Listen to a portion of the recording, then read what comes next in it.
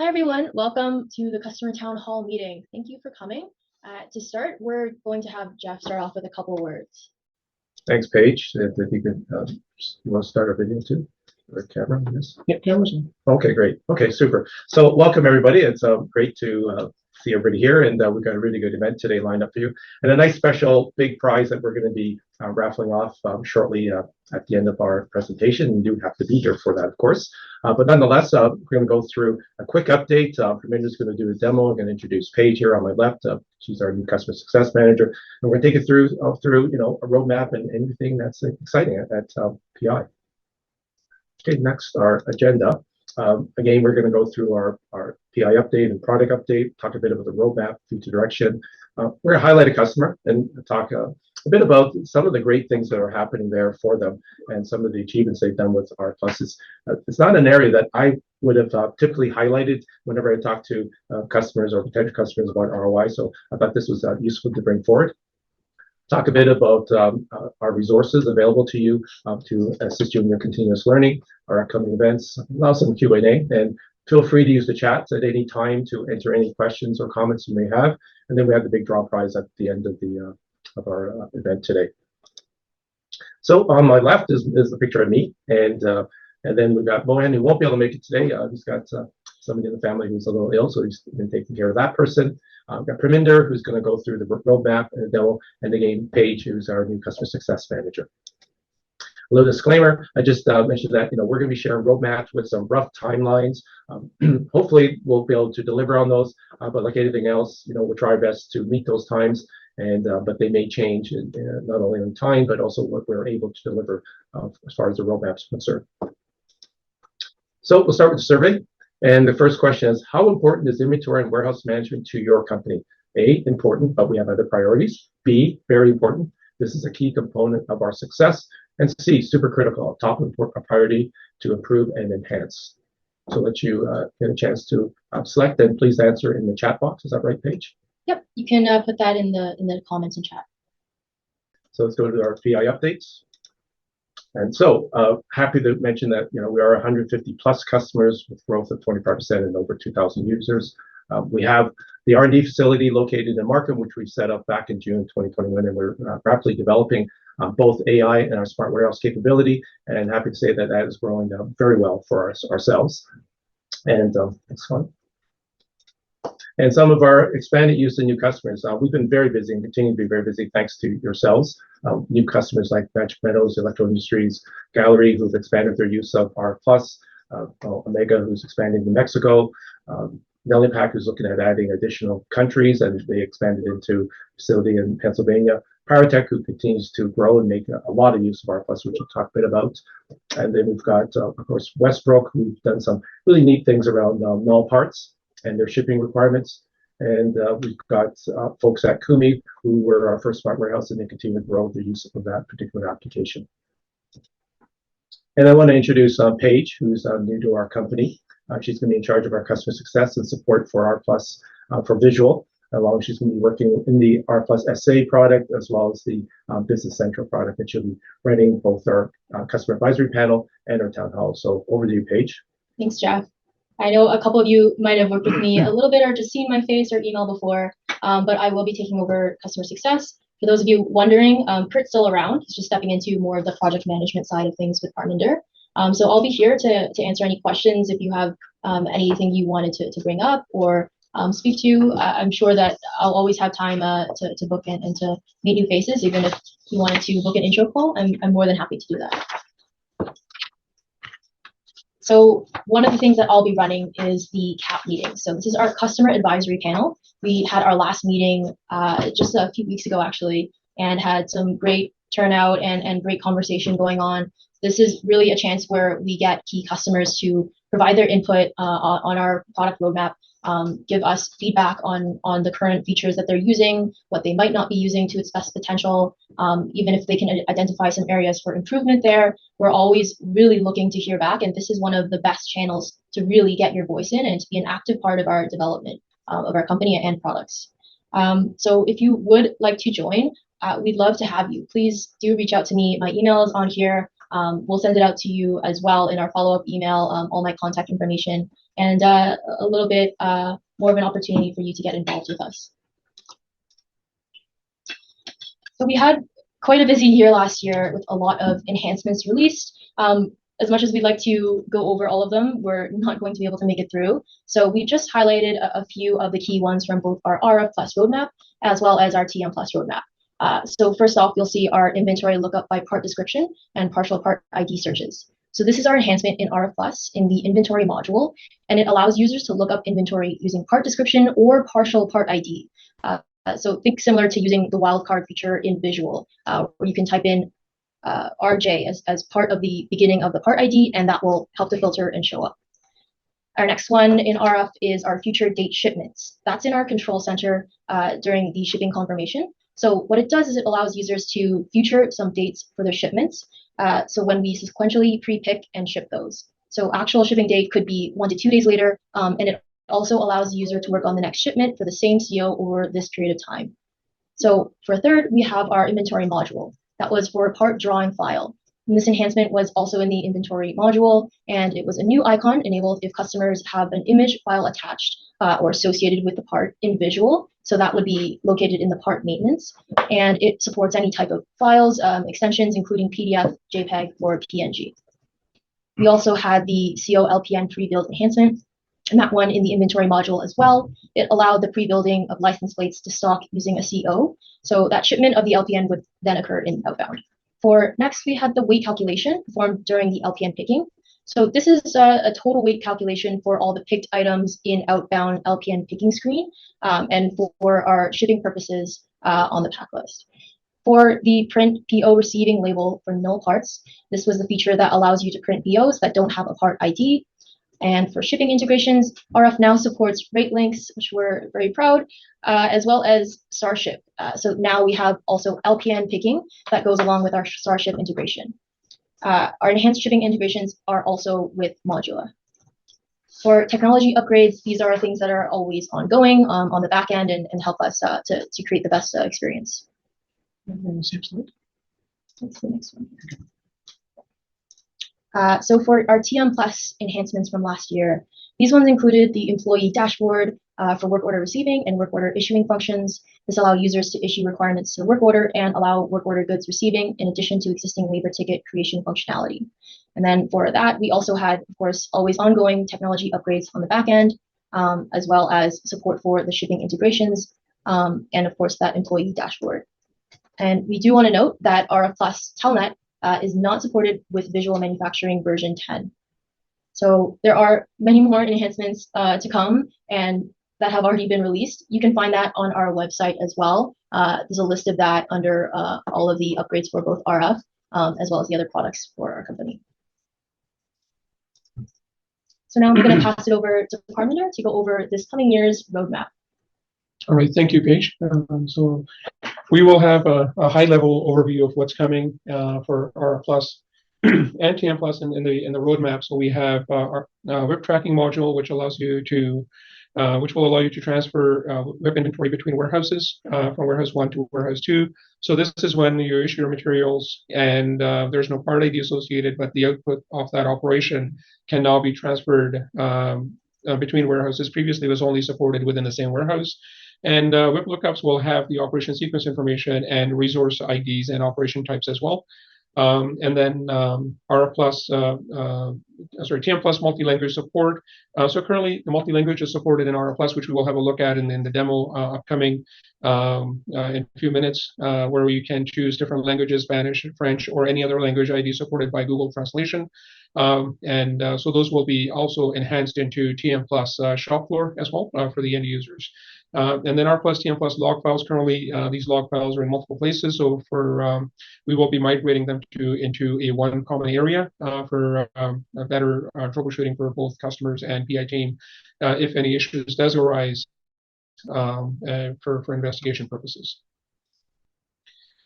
And then R plus control center, filter data by site. So we had discussions within our CAP meeting. As Paige mentioned earlier, this was one of the items that came out of that CAP meeting, is to be able to see data by site. Currently, we log into the control center by warehouse, which also gives us access to all sites in visual, all the data. So users will be able to log in to the control center by site, and the data that we show inside after the login would be related to the login site only. R Plus memo, we currently allow taking pictures and videos with R Plus, and that data is currently saved only in R Plus. We're looking to enhance that functionality so that we can attach that image or video and link it to a data point, whether it's a PO receiver, your pack list, or one of the other data points in visual, depending on where the picture is being taken. So you will be able to view that in visual directly. User profiles. So currently, when customers are yourself, you're setting up the users. If you have multiple new users you're creating and assigning roles, you have to do them one by one. It's something we will be enhancing, where you can apply one user profile to multiple users. So you can create one profile and then select multiple users, click apply, and the same settings will be, or roles and permissions will be applied to the selected users. So the next one we have is the requisition. So when POs are created using a requisition in visual requisition functionality, when PO is fully received, R Plus is not updating the status of that requisition. So that's something we will be enhancing. Once a PO is fully received, using R Plus, we will be updating the status of a linked requisition to status closed as well. R plus all modules. So currently we do show expiry date on the issuing screen and in the picking screen. So in the enhancements, we will be displaying expiry date for all traceable parts wherever we have the trace list shown, or location list, whether we're doing transfers or other screens, wherever there's a FIFO supported, we will be showing trace ID expiration dates in those screens. R plus inventory count by multiple warehouses. It's a function that Visual supports, and we are looking into that to handle that, where you can create one count ID for multiple warehouses. That's something we're looking to enhance our inventory module to support that. And then on the TM Plus side, elapsed time. So in this case, what a user can create a labor ticket for the total hours they worked on a job, rather than clocking in to a job and then clocking out of the job. The user will say, I started at this time, ended at this time, and then that would be their elapsed hours on a selected operation on a job, a non-auto reporting job, which will be supported for both direct and indirect type jobs. Label printing in R Plus is something also on the list. So again, when labor tickets are created, users will be able to print labels for their finished good. It's something that we have already enhanced in the TM Plus as one of the updates, where users can issue material in the integrated TM Plus and then also receive finished goods from the same screen where they're creating labor tickets. So we will be adding label printing capabilities to that functionality. And then lag time support in the integrated TM Plus. It's something that we support in our classic version. So we will be bringing that over to the integrated TM Plus, which is your shift definition, basically, for the lag times before and after shift starts and the lag times in between jobs. And then also work order filtration by employee department. So if an employee belongs to, say, a welding department, and so the work orders that employee will see on their dashboard are the jobs that they can work on, will be filtered by their department ID in this case. And so again, it could be an employee or a team. So we will be supporting both of those. And then we have the control center and handheld AI.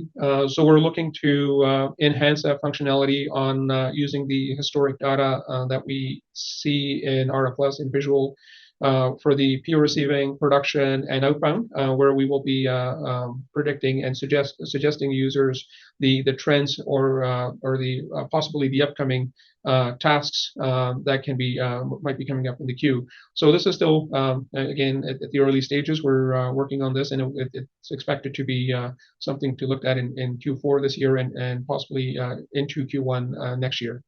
KPIs on the control center, filtration by date range. Currently, KPIs reset at midnight. So there will be a date range. So if you do want to look at the KPIs by, say, from Monday to Friday or last week or last however many days, you will be able to filter that data and we'll be able to view the stats on that as well.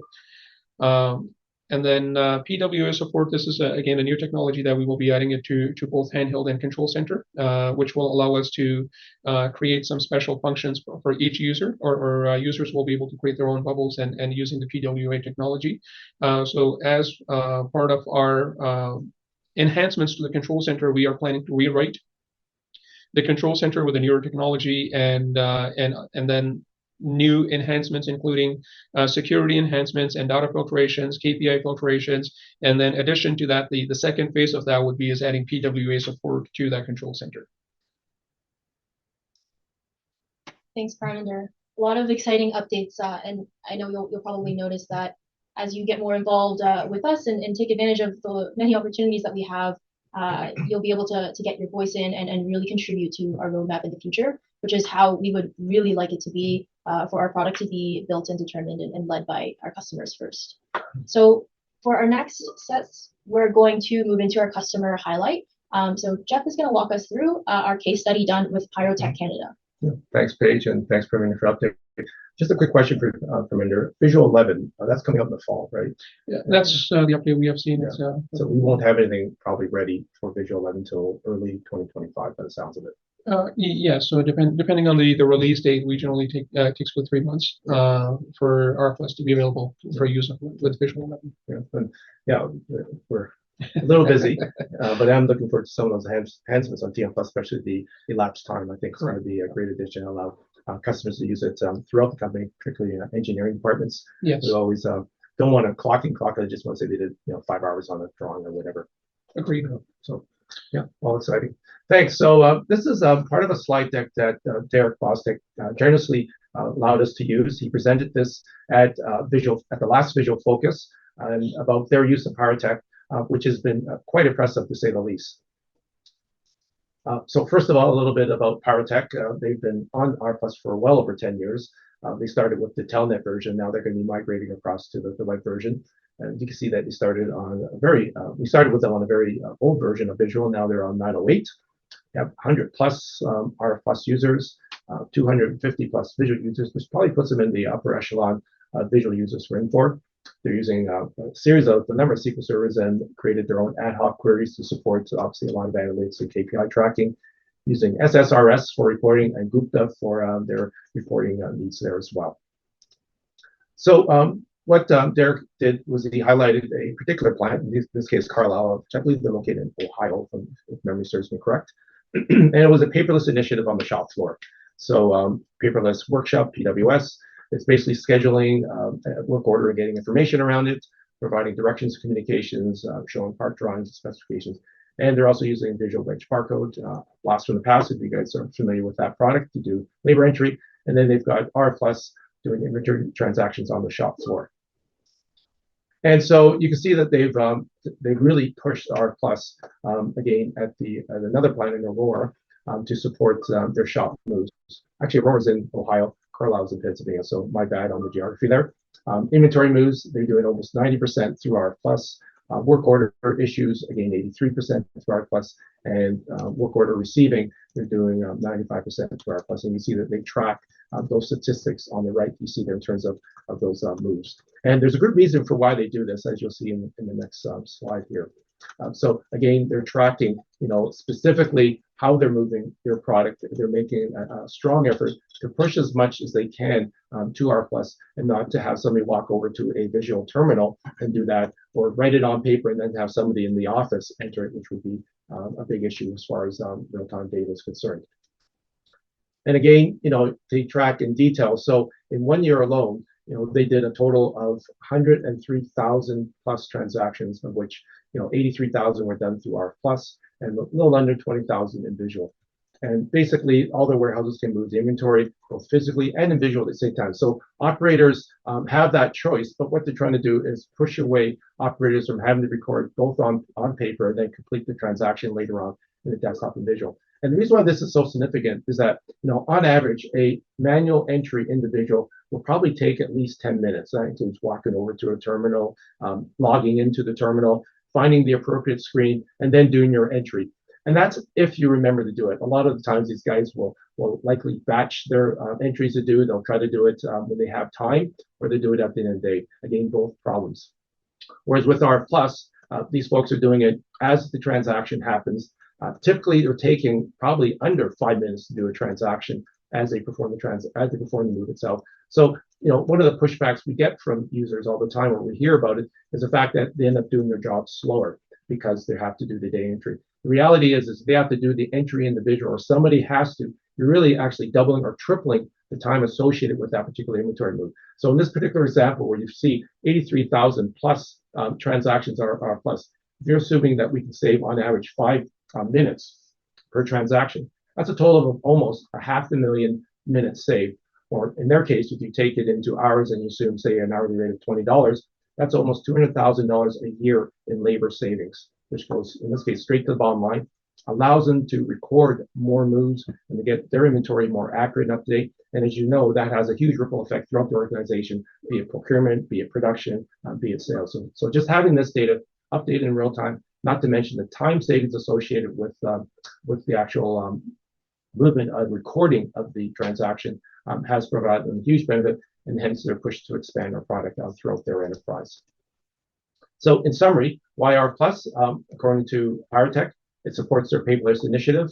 People don't have to rely on paper instructions. Again, they have all the instructions they get through R Plus. As you can see, we do capture a lot of comments and notes in the CO or PO itself, and then they can use that instead of trying to find the paperwork. It's real-time commitment of transactions. It also makes their plants more efficient and reduces human error. So again, when you write stuff down on paper, there's always the problem where you may write it down incorrectly, you might get read incorrectly, and it might get entered incorrectly, and lastly, you can even lose the paper itself. And so bottom line is they're investing in expanding the use of R Plus. We're now looking at expanding to their China facilities and throughout other facilities in the US, and they are upgrading to our latest HTML5 version in this year.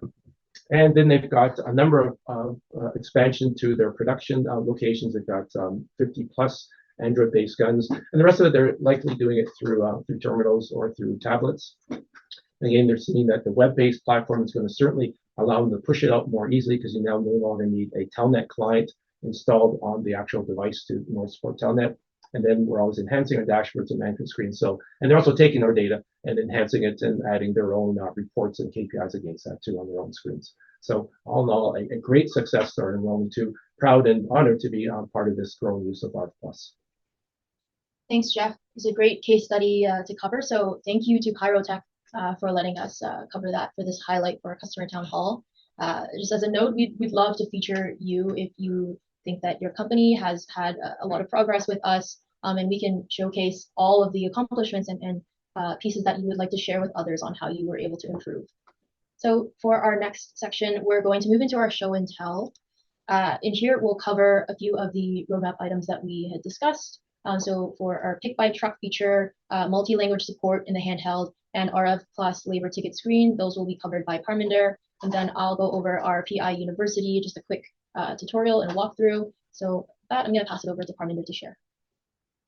All right, thank you, Paige. Okay, looks like we can see my screen now. All right, thank you, team. So we will be going through the 3 items that Paige outlined: LPN shipping by truck, R plus labor ticket, and also the translation multi-language support. So what we will be going through first, we'll look at the multi-language support. So from the R plus control center, we can go into the maintenance tab, and then we can go to the language option. And we can help you set up a language ID. Once the language ID has been added to your R plus schema, then what you can do is you can select which language you want to translate our handheld screens into. And you don't have to do them one by one. All we do is we click on the auto translate, and everything that's being displayed on the screen will be automatically translated into the selected language ID. And so we will add the language ID that matches with the Google translation, and with a single click of auto translate, all the error messages, pop-up messages, and the field labels on the handheld device will be translated into the language that we choose. So for today's presentation, we'll see a user that's been created and assigned a Spanish language. And again, you can also choose how many records you want to translate at one time, how many records you want to display. So basically all we do is we click on auto translate, and then we click on save. Your information is saved, and we will also walk you through the script that you can download and run in the database And once that is done, your language translation is ready. It's a one-time translation that's required. And if you see any variance or any errors in the translation, so for example, it's not a letter A at the end of this word, you can just delete and replace with a new letter and then just hit save. The new changes will be saved, and it shows that a row is affected as one because we made one change. So I'll change it back and then click on save. The changes are saved. So you can also edit within the same screen if there are any grammatical errors, or if there's a better way of rephrasing that message or that label. So you have the ability, or in this case, both ways, auto-translate and also manually do the edits as required. So once we have the permission, the language converted or translated, we can go into user settings, and then we can edit the user settings and then choose a language that we want to default for this employee. So when they log into our Plus handheld, they will see that as the language is automatically selected. So what we will do next is we're going to go into our Plus handheld, and I'm going to log in as user QData in this case.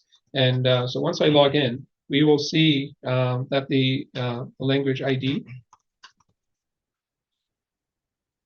is automatically selected as Spanish. Even the login screen information that we see here is automatically translated into Spanish as well. So once I click on proceed, in this case, we have our panel, and we have our inbound, our inventory module, production module, outbound IBT, and all the submenu options are also translated into the selected language ID. So all these fields can now be are actually in Spanish for the users to work with. Again, it could be any screen, even if we look at the inventory transaction. And as we enable and disable functions, depending on how we want to work, the screen dynamically changes those field labels based on the functionality that we choose. So again, this is already available in our Plus HTML5 and also in Telnet version as well. So if you are planning to use, or if you have users where you want to use a different language, please let us know. We can help you set it up one time, the language ID, and then from there, you can confirm if the translations are good, and then you can start assigning those to your end users on the floor. Okay. And so the next thing we're going to have a look at is the R plus LPN picking by truck. So in this case, I already have a customer order that I already scheduled, and just I want to have a quick look at this scheduled order. In this case, it actually does calculations as well based on your number of pallets or case quantities per part across all lines. In this case, on that CO, it will let you know how many cases you will have, how many pallets you will have, which helps a logistic team member to plan on that shipment. So whether you need a small trailer, a big trailer, or multiple trailers for that shipment, so they can plan accordingly before you even start the pick process. So this is also available as well. And so we'll go into R Plus now, and we'll log in as a user with language English assigned as in this case. So again, we log into R Plus, so that's fine. We go into our outbound LPN picking.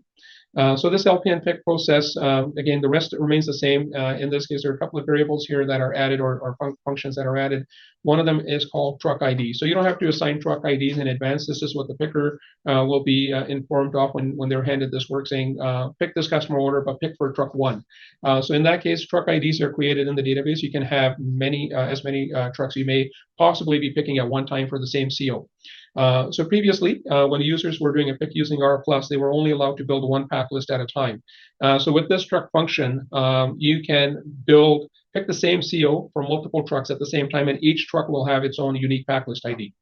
So we'll go ahead and select truck 1 in this case, and we'll select our customer order SO2000. So because we haven't picked anything yet, it's a fresh pick. We have our pack list ID 50315PK. So I'll go ahead and press enter to create a license ID, and we'll pick line 1 in this case, which is FGNT1. So again, we have the inventory levels and other details. So we'll pick from location A123. We input our part ID FGNT1. Again, we can scan, or we can just key in. And then we'll say we are picking a quantity of 75. So user 1 has picked this part. User 2 can work on in parallel for truck 2, or it can be user 1. Once they're done picking for truck 1, they could be switching to truck 2, but truck 1 has not left yet. So I can change my ID to truck 2 and then scan in the same customer order ID again. So what we will see is, in this case, the system knows that we're now picking for truck 2. So our pack list ID number has been incremented. It says 50316PK. So we have our unique pack list ID assigned for truck 2. So we can go ahead and create a license. I can pick the same part. or same line on multiple trucks. So if one truck can only take so much off that line, I can pick the rest to another truck as well. So again, we input our part information, how much quantity we want to pick, and the license can be mixed or individuals. So in this case, I'll go ahead and close the license picking. It says license 17 is done. It's already been picked, and we'll go ahead and create one more. In this case, we'll make a mix license similar to what happened actually on the floor. So FGNT2, and we pick a quantity of 75, commit our transaction, and then we'll pick another part ID. We'll pick, say, RJ45, area 1. We scan in our part ID, how much quantity we're picking. Say we pick 80, commit our transaction, and this license is also picked. So I can go ahead and close this license, and you can close the trucks or picking for each truck in any sequence. It doesn't have to be truck 1, then truck 2, or truck 2, then truck 1. As long as the user says, I'm done picking for this truck, they can update their order. That pick or that pack list is then picked and staged at that point.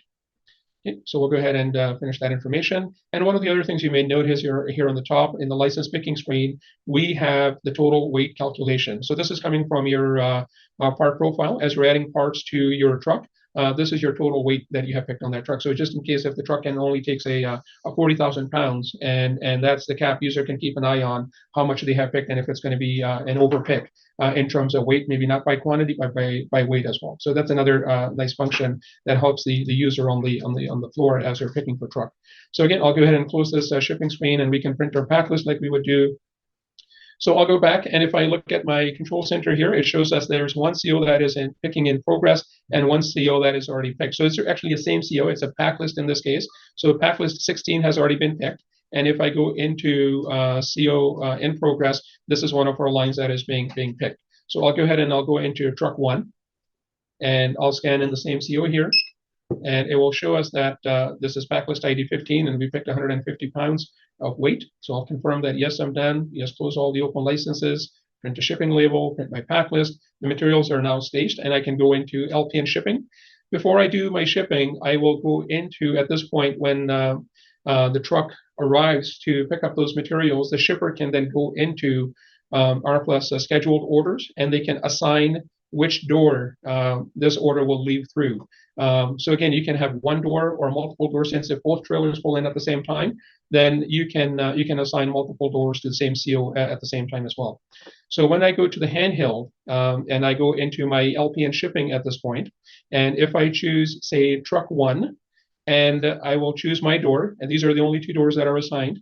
And even though I have multiple doors, in this case, the system's asking which LPN are you shipping. One of the things that the loading team member can make a mistake on is loading a license that belongs to a different truck. And in that case, the system will do a check in the background and will stop the user in that scenario because they're loading and scanning at the same time. It says the license is associated with truck 2. So the wrong license doesn't get loaded onto your truck. So we'll go ahead and scan the correct license ID, in this case, license 16. The system accepts the license, and we go ahead and click on load the license and close the door. And this will close our shipment for that license for that truck. And if I go back into now, I can load truck 2. Again, you can load truck 1 and 2 at the same time, 2 different users, if they're both being loaded at the same time. My truck 2 is available, and when I do a lookup, I can say this is now being shipped through truck door 3. Scan my license.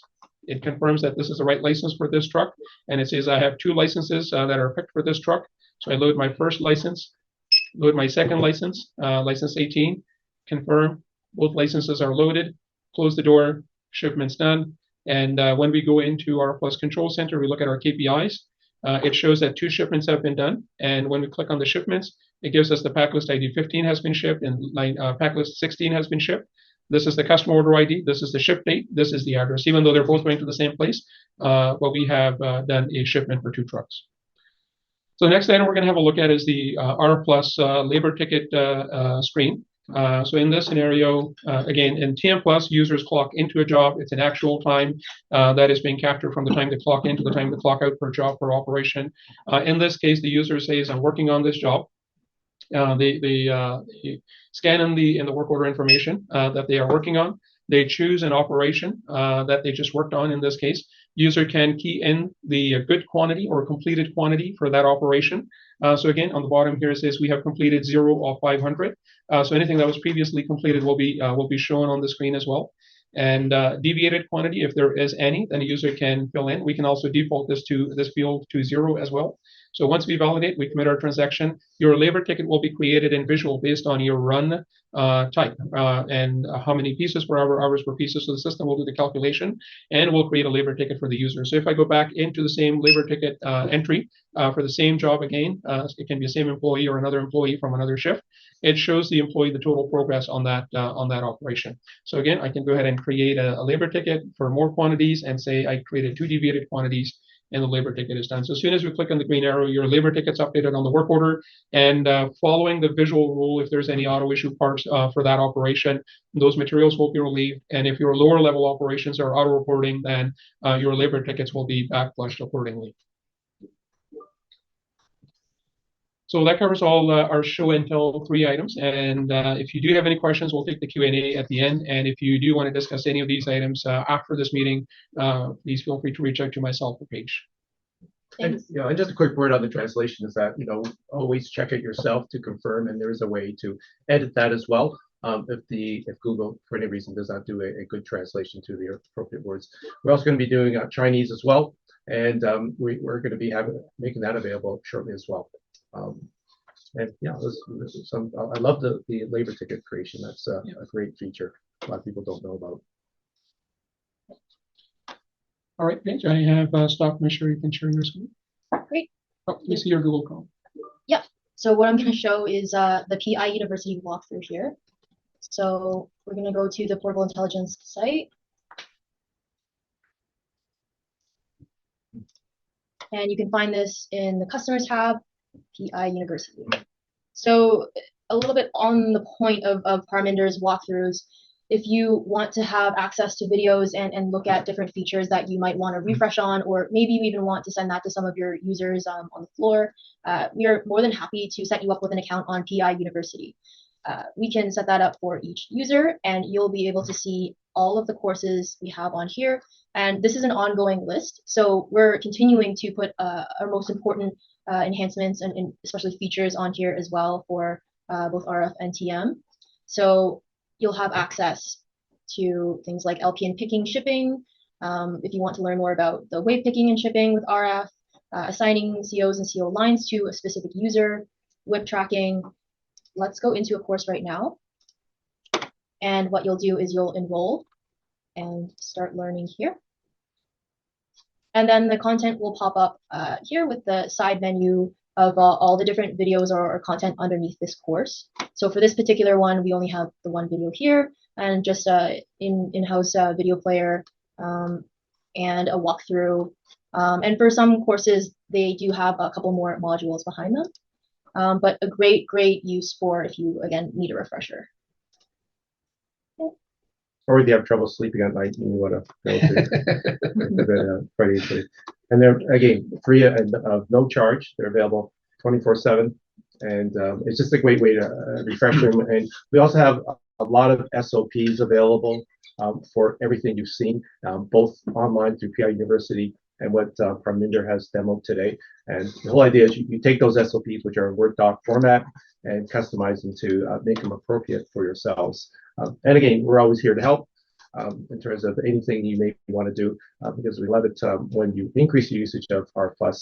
We know your businesses will change over time, and hence likely your use and requirements of R+ will change. And all those enhancements you're seeing there are done so that we remain relevant within your particular companies, and more importantly, we continue to move the needle across and help you grow your businesses.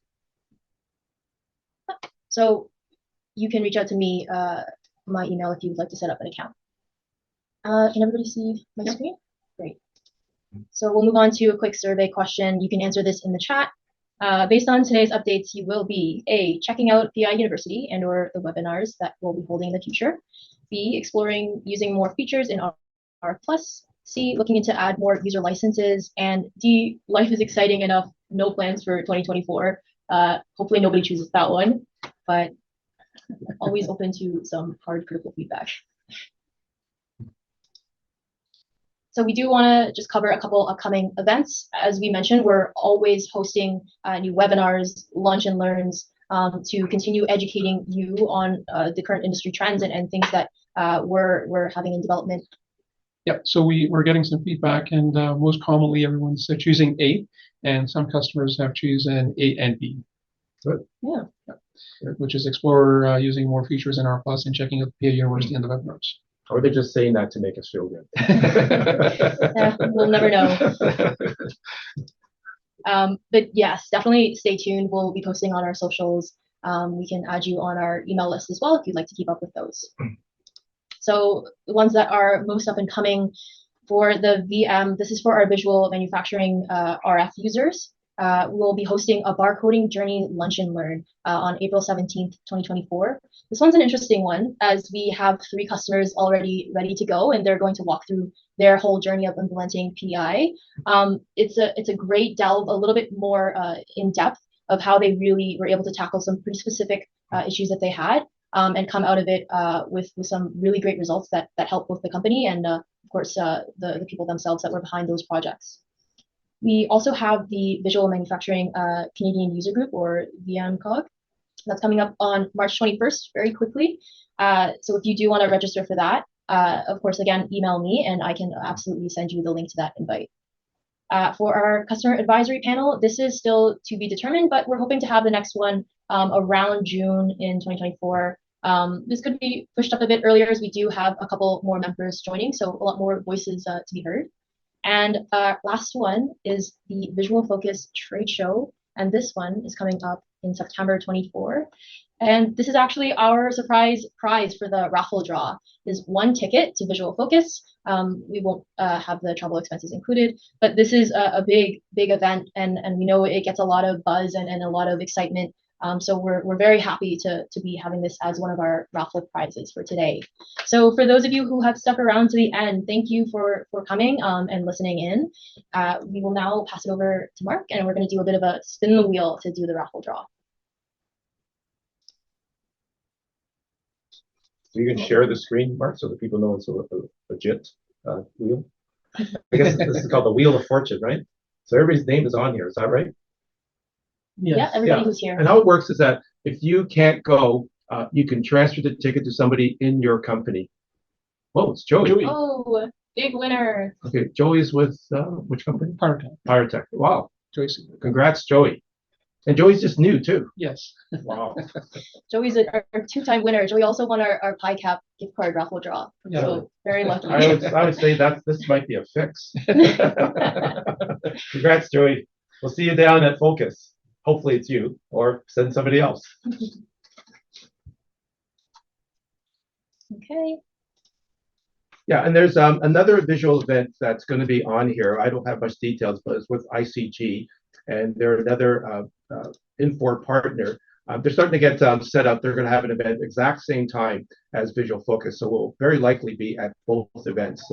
They're going to have events for visual users as well. Mind you, they do other ERPs like Acumatica and Fourth Shift. If you remember that name from the past, they're still the last official reseller and support group for Fourth Shift.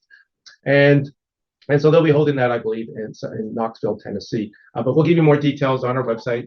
One thing we have to create is a proper events page on our website. We've been just so busy that we need to do that. So you'll see both this event, the VMCOG event. We're also going to be showing some other user group sessions, like I know Oink has one coming up as well in the near future. We're going to be doing a trade show, a couple of trade shows at FabTech, which is the big manufacturing show in October. And I believe, Mark, that's in Orlando, right? Is that in Orlando FabTech, or yeah, it's in Orlando. So all that stuff. So we're very busy, but again, I want to extend our sincere thanks to our users. You guys are fantastic. You're providing so much good feedback and support for everything we do, and we wouldn't be here without you. So thank you again, and we look forward to seeing you at any future events. Yep, and my contact information, I just put my email right here in case anybody wanted to take a screenshot to get that. I'll leave you for a couple seconds. So I have a question for Minder. Sure. Other people are hopefully going to answer some questions. On the roadmap, if for example somebody really wanted, elapsed time capture on TM Plus sooner than later, I mean, how would they go about making their case to you? So I think we have to do a bit of a business process discovery, get on a call to better understand what those requirements are, so that when we are building that functionality, we can get them involved in that process and take their feedback and their requirements. Since this is going to be a roadmap item, no charge, so we can take their feedback that can be helpful for other customers. And also, in addition to that, any of those items that we have on the roadmap, if customers, anybody on this meeting feels that it would be helpful for them, they can also reach out to myself and Paige. And when we are working on that functionality or the documentation, functional specifications, we can get them involved, so that when it's available, they can try it out and share their feedback, as it will have their business requirements considered in that enhancement as well. So that would be helpful as well. So we would do both, get them involved, and also they can test it as well. But there wouldn't necessarily be a charge or anything like that. No, no, there will be no charge. Yeah, we just move it up if you have a burning requirement for Correct. it. Right. Correct. And again, if you have any other requirement, feel free to, when Paige reaches out to you, or email her and let her know if there's any enhancements you'd like to see. I mean, part of us putting together CAP is to get feedback, and one of the reasons why you're seeing the translation feature is that several CAP members did not know it was even available. So showing it today, I'm hoping that will get people excited, and knowing that you can do translation at a user level. Right, so you can have English screens for the majority of your group, but if you have a couple of new people joining and they're more comfortable in their native language, then by all means we can do that. Again, can't guarantee the translation, so if somebody gets rather excited with a word or two, then we know Google Translate was a little off. But either way, the idea here is that you'll be able to give somebody a comfortable environment in which they'll be able to operate, hopefully more efficiently, until they're comfortable with English, or they don't even have to stay on the screens as well, on the native language screens. I guess we'll give a quick few seconds in case anybody has any last minute questions. But other than that, I think this was a great meeting to tie all the accomplishments and the features that we've been able to get done in the past while, and give some updates. So thank you everybody for coming. And we hope to see you soon at one of our next events. And if anybody's ever in the city, we've had people come up to Toronto, please do a pit stop here. We may throw some food in you, or even take you to a Blue Jays game, but hopefully that's not going to be a disincentive to visit us. They may not be very good this year, but we'll see. But nonetheless, thank you so much for being our customers, and we're here to serve and make your lives better. Thanks again. Thanks, everybody. Thank you, everyone.